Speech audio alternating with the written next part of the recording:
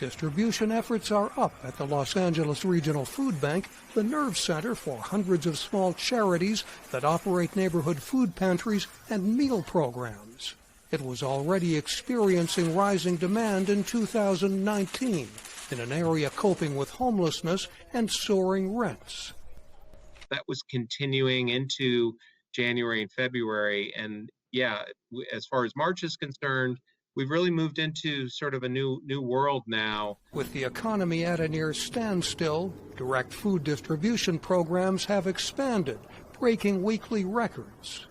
700 families showing up, 800, 950 families showing up. And more recently, into the thousands.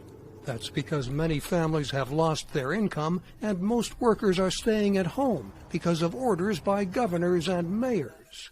The effects are far-reaching.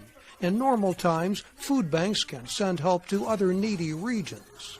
This pandemic is affecting all 50 states. It's affecting virtually all of our food banks. But food banks are still trying to share information. Silicon Valley, parts of the Bay Area got hit a little bit earlier than we did. So, getting on the phone with them has been very helpful to help us prepare and try to be proactive. On the downside, across the United States, some neighborhood food pantries have closed. Mostly because they are run by older individuals that are now sheltering in place. So food banks have had to make up for those closures in those communities by trying to schedule mobile distributions and the like to still continue to serve those communities. What has made matters worse, food donations are down as well. Food banks are filling the gap by buying needed items on the open market. These charities say the distribution system is strained but still intact, at least for now. Mike O'Sullivan, VOA News, Los Angeles.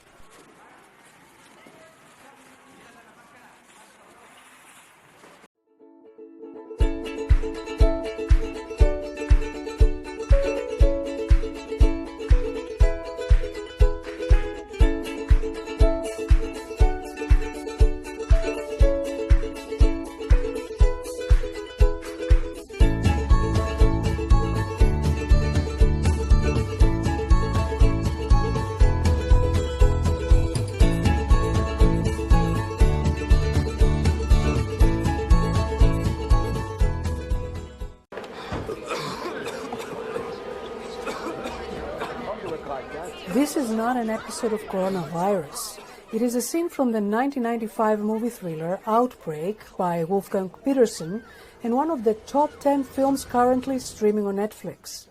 As new movie productions have gone to a screeching halt during the epidemic and movie theaters have closed their doors temporarily to the public, people turn to streaming services and films such as Outbreak, about a virus transmitted through an African monkey in a small Californian town of 2,600 that subsequently is quarantined by the U.S. Army.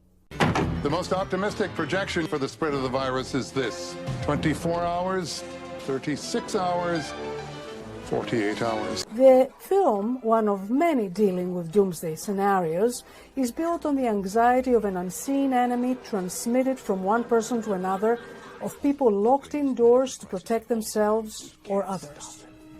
Corrupt military men spread false information to the public and plan to eliminate the virus by blowing the town sky high.